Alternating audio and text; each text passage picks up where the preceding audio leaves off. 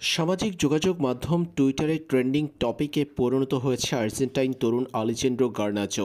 গার্নাচোকে নিয়ে আলোচনা হচ্ছে মূলত তার দলবদল ইস্যুতে। আর্জেন্টাইন তরুণ এই ফরওয়ার্ডকে দলে নিতে আগ্রহ প্রকাশ করেছে ইউরোপের বেশ কয়েকটি ক্লাব।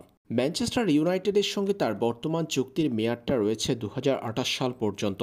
এই সময়ের আগে তাকে দলে নিতে হলে বিশাল অঙ্কের অর্থ গুনতে হবে আগ্রহী ক্লাবকে।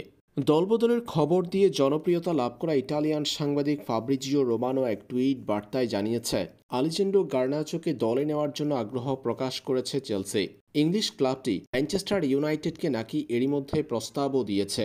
এদিকে নাপোলিও চেয়েছিল আলেজান্দ্রো গার্নাচোকে, তবে 50 মিলিয়নের প্যাকেজে রাজি নয় ম্যানচেস্টার ইউনাইটেড। সেই প্রস্তাবকে রিজেক্ট করে দিয়েছে ম্যানিউ।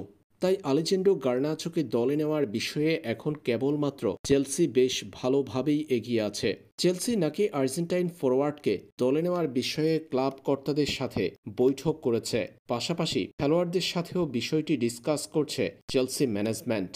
তবে আলেজান্দ্রো গার্নাচোর এখনও পর্যন্ত ম্যানিউর সঙ্গে 2028 সাল পর্যন্ত চুক্তি থাকায় তাকে দলে নিতে হলে রিলিজ ক্লজের পুরো অর্থ পরিশোধ করে ম্যানিউর দাবি করা অর্থ দিতে হবে আগ্রহী চেলসিকে।